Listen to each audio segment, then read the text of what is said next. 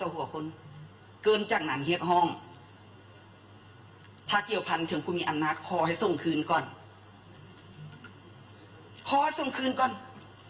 ประสนเทศเฮาท่านเฮาเอาละลานี่นะเฮาที่หับกฎห้องกฎหมายที่สร้างกฎหมายมานี่เฮาบ่ปฏิบัติบ่เป็นแบบอย่างก่อนนี่ปลาสนหัวขวัญปลาสนบ่เสือถือเสียศรัทธาความเสื่อมันปลาสนต่อกับระบบของเฮาเป็นผิดเป็นภัย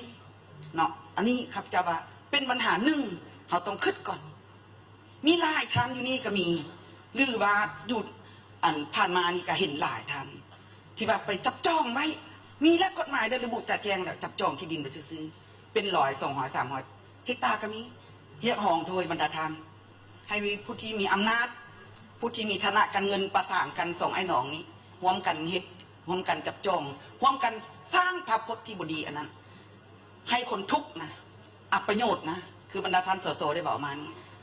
ที่ดินแม่นเครื่องมือในการทำการผลิต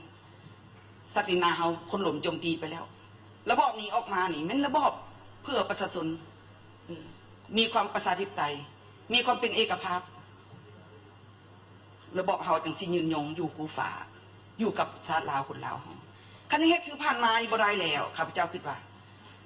มันจะแจ้งพูดได้เรื่องการจับจองเรื่องการที่มีที่ดินหลายในเมืองนี่ก็มีว่าประมาณ10 ตอนผุนนี่ได้สันดินในเมืองนะบรรดาท่านสันละข้าพเจ้าเสนอว่าปัญหาที่2นี่ให้กวดกาก่อนนะกวดกาก่อน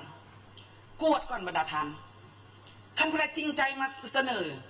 จริงใจมาขอยอมจำนวนว่าค่อยมีดินเท่านี้ค่อยขอส่งให้รัฐตามกฎหมายนี้นะนี่โอ้คนหยองยอสมเสยค้อนยังหยองยอสมเสยปัญหานี้ขอให้ไปจังใดเสียเอาออกสิบ้านในรายการขอให้เป็นโจทย์ไปที่หยองยอขั้นใดพวกเป็นแบบอย่างขอเป็นผู้นำเรื่อยๆสูงขึ้นไปพวกเป็นแบบอย่างในการบ่จริงใจบ่กล้าเบาความจริงตัวเองออกยังยังมาถ่ายทอดไปจังสันจังสีนั้นผู้เป็นผู้ใหญ่กับบ่สมควรได้เป็นผู้ใหญ่บ่เป็นผู้นำใดผู้ที่มาจริงใจนั้นขอมอบตัวนะคันสิเบาเนาะจริงใจนะผ่านมานี่บ่มีกฎหมายฉบับนี้ขอมอบอันนั้นขอเป็นผู้ใหญ่ขึ้นไปเรื่อยๆข้าพเจ้าคิดว่าปัญหาที่2เนาะปัญหาที่3นี่นะบรรดาท่านขอเบาอยู่มันตา109เนาะมาตา109นี่นะจากเสนอในนี้อยู่ในบทกฎหมายนี่นะเพิ่นก็ได้กำหนดออกจากแจ้งแล้วเนาะมาตรา109นี่ถือว่าข้าพเจ้าคิดว่าอยากให้เบิ่งคืนเนาะอยากให้เบิ่งคืนว่าการที่ว่ากับการประเมินราคาบรรดาท่านการประเมินราคาที่ดินนี่นะเนาะ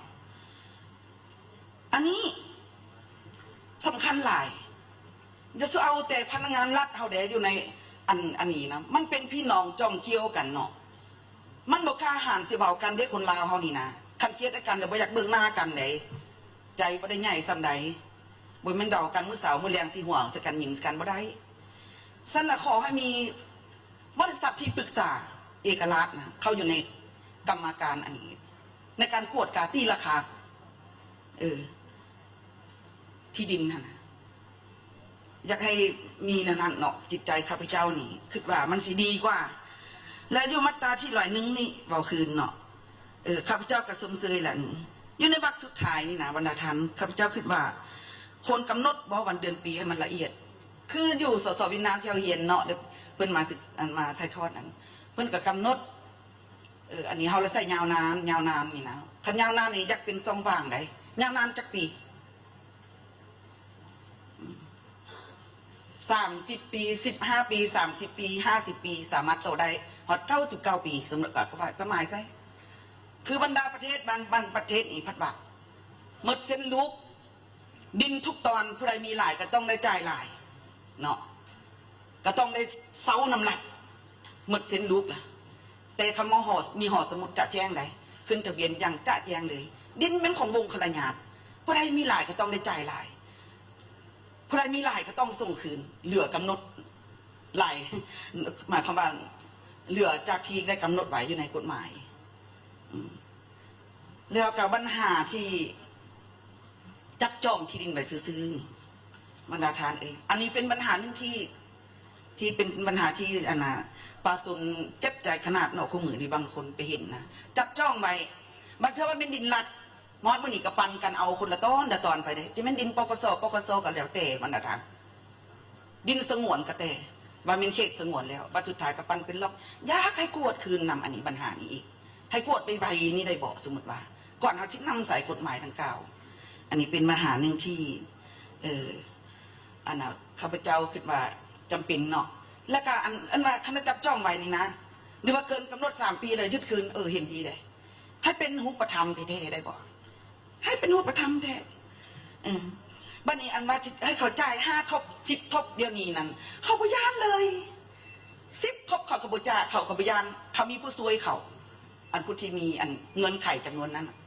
เป็นอันนั้นเนาะข้าพเจ้าขอมีคำเห็นสนั้นขอขอบใจท่านประธานจับ